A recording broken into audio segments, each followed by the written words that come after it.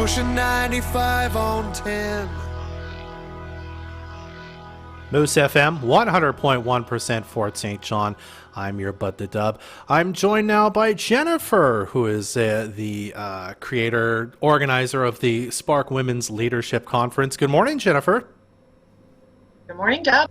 Thanks for... How are you this morning? I'm doing very well. How are you today? I am still recovering. It takes me a little while. Yeah, especially this year, because you kind of didn't have really a limit on how many people could be involved because you had to take the event virtual. It sounds like you got lots of people in on this, eh? It was a big success. Yeah, we had over 400 registered attendees, and we're really we were blown away. We weren't certain if people were going to want to participate in that virtual format. We're all feeling a little Zoom fatigue these days. So, but they came out, showed us that they needed it. They engaged exponentially on the profile or on the platform. I just did the debrief with the first morning, and he's, I don't know what you're doing up there, but it works because your engagement is way higher than most of our events. So that's great news. I'm glad that people engaged on the platform and got connected with each other. Yeah, I'll say wonderful news. Congratulations to you. Now, the event is over, sadly, but there's still a lot of things that are still happening kind of from it, because you guys have some workshops coming up in June that are kind of good for professional development. Why don't you tell us a bit about what those workshops are about and how people can get involved? Sure. So normally Spark is 2 days, but because of Zoom fatigue, we elected to go with 1 day and to put all of our keynotes in that 1 day. So that day has already happened. And we're taking the workshop components and rolling them out in the month of June. So there are 7 workshops over the course of the month. They are $50 each and open to anybody in the public, male, female.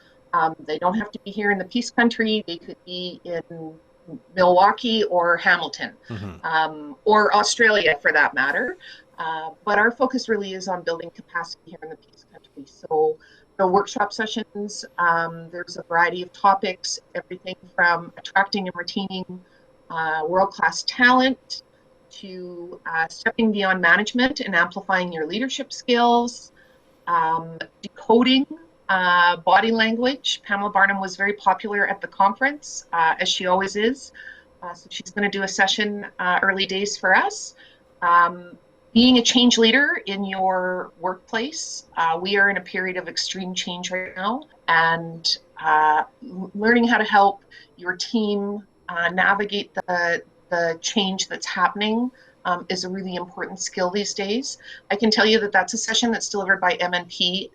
I've taken the 2-day session with Leanne, and it was fabulous. So she's got a 3-hour version she's going to deliver for us. Revitalizing your work and life. And there's a session on self-respect, which is the ultimate foundation of leadership. So great sessions. We're really excited about them. And we gave our attendees advanced access to register for them, and so registrations have been rolling in, but now we've opened it up to the public. So, I've heard that some of our attendees are going to register their husbands or their bosses for some of these sessions. So that's really exciting to hear. It's a new chapter for Spark to roll this out to a wider audience beyond the women who are in the room every year for the conference. Okay. I mean, I'm not a leader per se in my place of work, but I suppose this sort of the skills you learn in some of these workshops or you're exposed to would be good for any sort of leader, whether you're, even self-employed or you lead a small team at a restaurant or you're leading your CEO or a manager in an oil and gas company. There's a broad range of skills and tips and tricks that I suppose you can use kind of in any sort of leadership session, would you say? Absolutely. And Deb, I would argue that you are a leader. We are all leaders in some way. We sometimes we don't know who we're leading, and we don't know who we're having an influence on, but we all have the ability to influence other people and try and lead by good example. So we should all be developing our leadership capacity. Well said. All right. To sign up for these workshops, I assume you go to the website, sharingthespark.com/workshops. Can you sign up for them there? Or are they like links to other places where you then sign up? Nope, the link is right on the website. It'll take you to the registration page where we will graciously take your credit card information. We wish we could do this for free, and truthfully, we can keep these really affordable because we've got amazing sponsors. That's a priority for us, is that we can not only offer world-class professional development opportunities, but we can offer them at an affordable rate here in the Peace Country. So we are seeing the changes that our program has been making over the years, and we're excited to roll it out to the larger community this year. Wonderful.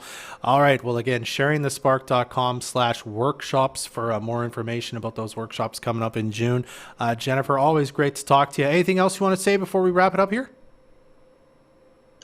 No, it's wonderful to chat with you, and thanks for the opportunity to chat about our workshops and our program this morning.